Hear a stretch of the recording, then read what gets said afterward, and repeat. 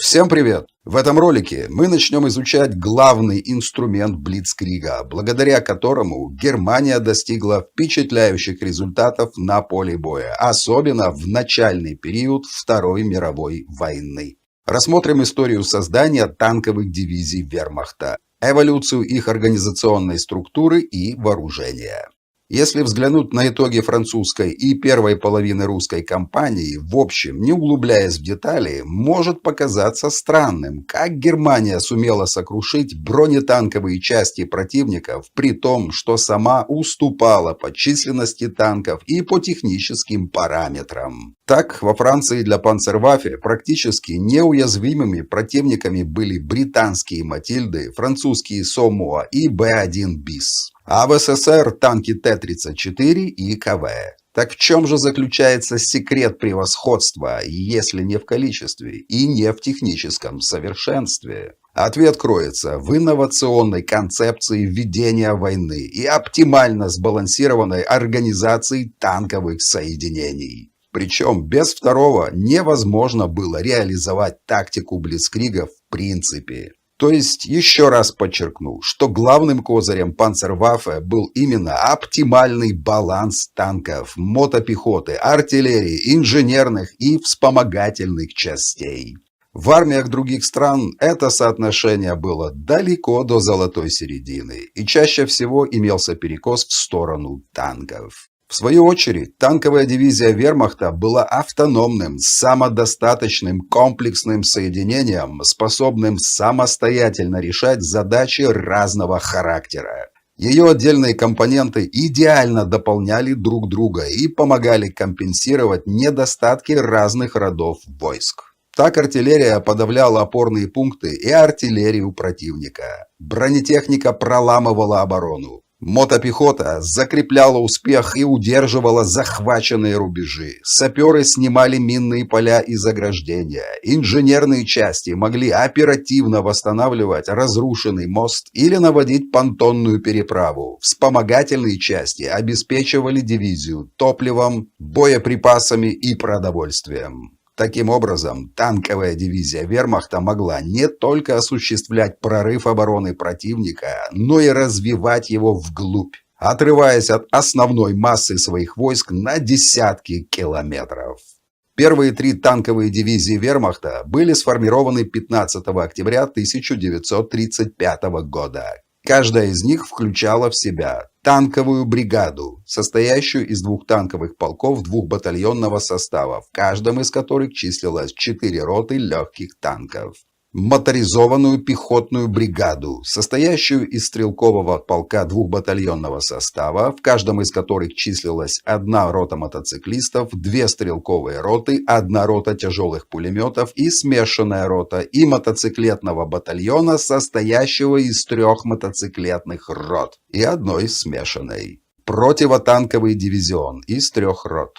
Танково-разведывательный батальон, состоящий из 2 рот бронеавтомобилей, 1 мотоциклетной роты и 1 смешанной. Артиллерийский полк двухдивизионного состава, в каждом из которых числилось по 3 батареи легких полевых гаубиц. Батальон связи, состоящий из 1 роты телефонистов и 1 роты радиосвязи. Это была первая попытка обобщить теорию и практические знания, полученные на учебных маневрах, которых, однако, было недостаточно для построения оптимального баланса. В танковой дивизии образца 1935 года числилось около 450 танков «Панцер-1» и «Панцер-2». К началу польской кампании число танков в дивизии уменьшилось до 300 машин. Однако соединение по-прежнему было перегружено танками и испытывало нехватку мотопехоты. Камераден. Чтобы не терять связь со своими зрителями из-за блокировок YouTube, был создан канал Панцер-Гренадера в Телеграме. Все желающие могут на него подписаться. В Телеграме публикуются штатные структуры различных подразделений в наглядном виде. Рисунки униформы и снаряжения солдат, редкие раскрашенные фото с подписью, познавательные книги и журналы, а также все видео, которые выходят на YouTube. Ссылку на Телеграм-канал вы найдете в описании под видео. В ноябре 1938 года было сформировано еще две танковые дивизии, 4-я и 5-я. При этом последняя имела в своем составе два стрелковых полка вместо одного, как у предыдущих 4 танковых дивизий. Такое соотношение мотопехоты и танков было уже ближе к золотой середине, однако немцы усвоили это только после французской кампании 1940 года. Перед самым нападением на Польшу была сформирована 10-я танковая дивизия, которая имела в своем составе только один танковый полк вместо двух. Таким образом, в польской кампании участвовало всего 6 танковых дивизий вермахта. Помимо них, танки имелись еще в 4 легких дивизиях, возникших под влиянием старших офицеров-кавалеристов аристократического происхождения, которые не признавали панцерваффе в качестве самостоятельного рода войск и хотели сохранить свое влияние в армии. В легких дивизиях было всего по одному танковому батальону, укомплектованных преимущественно трофейными чешскими танками. По завершении польской кампании они будут реорганизованы в полноценные танковые дивизии. На начало Второй мировой войны танковый полк вермахта состоял из 2 танковых батальонов, в каждом из которых числился взвод связи, легкий танковый взвод и 3 легких танковых роты. Последняя формировалась по типу А, что подразумевало наличие дефицитных на то время средних танков «Панцер-3» и «Панцер-4». В батальоне также имелась моторизованная легкая танковая колонна, в некоторых случаях резервное танковое отделение, из которого потрепанные в бою роты могли пополнять свою материальную часть. Такую организацию имели танковые полки всех танковых дивизий вермахта, кроме 1-й элитной. В 1-й танковой дивизии все штабные подразделения были сведены в штабную роту, а вместо легкой танковой роты типа А была средняя танковая рота с 14 танками «Панцер-4». Каждый танковый полк, разумеется, имел штаб, взвод связи, легкий танковый взвод и отделение посыльных на мотоциклах. К полку также была прикреплена моторизованная танковая ремонтная рота. 2 танковых полка образовывали танковую бригаду со своим собственным штабом. В другой бригаде танковой дивизии, которая называлась пехотной, был 1 стрелковый полк и мотоциклетный батальон. Стрелковый полк включал в себя 2 идентичных моторизованных пехотных батальона, в каждом из которых имелось штаб, 2 моторизованные стрелковые роты, вооруженные каждая 9 легкими пулеметами, 2 станковыми пулеметами и 3 легкими минометами. Мотоциклетная рота, вооруженная аналогичным образом только на мотоциклах. Моторизованная пулеметная рота, вооруженная 8 станковыми пулеметами и 6 средними минометами. Моторизованная рота тяжелого вооружения, оснащенная 4 легкими пулеметами, 3 37 мм противотанковыми пушками и 2 легкими 75 мм пехотными орудиями. Мотоциклетный батальон состоял из 3 мотоциклетных рот, 1 пулеметной мотоциклетной роты и 1 роты тяжелого вооружения.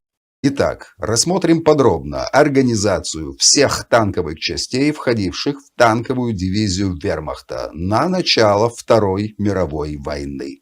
Все они были собраны в танковую бригаду, в состав которой входило 2 танковых полка. В штабах бригады и полков танков не было, имелись только мотоциклы, легкие автомобили и грузовики. Однако, во взводе связи танкового полка по штату 1194 уже предусматривалось 2 командирских танка на базе «Панцер-3» и 1 «Панцер-2». В легком танковом взводе по штату 1168 имелись 1 командирский танк на базе «Панцер-1», 2 «Панцер-2» и 1 «Панцер-1». В отделении посыльных на мотоциклах танков не было. В штабах танковых батальонов аналогично. Во взводе связи при батальоне по штату 1195 числился 1 «Панцер-3», 1 командирский танк на базе «Панцер-3» и 1 командирский на базе «Панцер-1». Легкий танковый взвод батальона имел такой же состав, как и аналогичное подразделение полка. Резервное танковое отделение по штату 1178 располагало одним «Панцер-4», одним «Панцер-3», двумя «Панцер-2» и тремя «Панцер-1». Осталось рассмотреть составы легких танковых рот. Напомню, что обычно рот было две, а смешанных рот типа А – одна. Легкая танковая рота по штату 1171 имела в своем составе штаб роты из одного командирского танка на базе «Панцер-1», двух «Панцеров-2» и одного «Панцера-1», 3 взвода из 3 «Панцеров-2» и 2 «Панцер-1», 4-й взвод из 5 «Панцеров-2». Создание танковой роты типа А было вынужденной мерой, поскольку немцам не хватало средних танков «Панцер-3» и «Панцер-4» для формирования полноценных средних танковых рот, которые были созданы только в элитной 1-й танковой дивизии. В остальных танковых соединениях вместо средних танковых рот в батальонах были легкие роты типа А. Штаб роты состоял из одного командирского танка на базе «Панцер-1» и 7 «Панцеров-1» или «Панцеров-2». Первый взвод вооружался 3 «Панцер-3», а второй взвод – 6 «Панцерами-4». Средняя танковая рота имела следующий состав. Штаб роты из 2 «Панцер-4», легкий взвод из 5 «Панцер-2», 3 идентичных по составу взвода из 4 «Панцер-4» каждый. Так выглядели танковые роты, батальоны и полки на бумаге. А в реальности численность машин определенного типа в каждой танковой дивизии могла отличаться. На слайде приведена численность танков каждой танковой дивизии вермахта на 1 сентября 1939 года. Как видно, больше всего средних танков было в 1-й танковой дивизии. Однако, общее число машин уступает другим дивизиям. Вероятно, немцы хотели компенсировать количество качеством. Рассмотрим вкратце организацию и вооружение других частей и подразделений танковой дивизии вермахта. Помимо танковой и пехотной бригад, в ней числился моторизованный артиллерийский полк, состоящий из 2 дивизионов 3-батарейного состава. Каждая батарея была вооружена 4 легкими 10,5 сантиметровыми полевыми гаубицами и 2 легкими пулеметами. Итого, в артиллерийском полку числилось 24 гаубицы и 12 пулеметов. Танково-разведывательный батальон состоял из 2 рот бронеавтомобилей, каждая из которых имела 19 легких бронеавтомобилей и 7 тяжелых.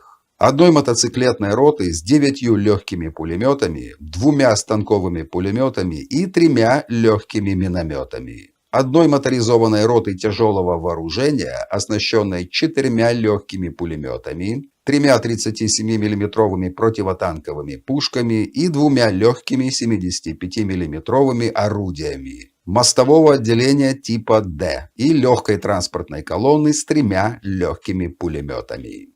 Моторизованный противотанковый дивизион состоял из 3 противотанковых рот, каждая из которых была вооружена 12 37 миллиметровыми противотанковыми пушками и 6 легкими пулеметами, и легкой зенитной роты, вооруженной 12 20-миллиметровыми зенитными пушками.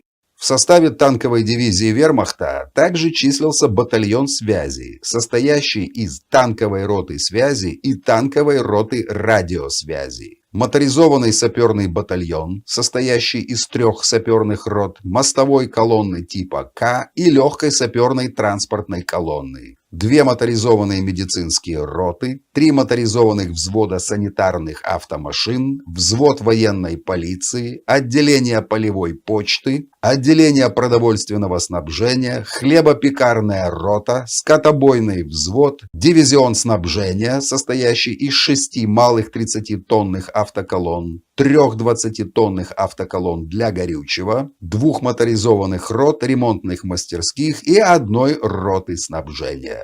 На этом у меня все.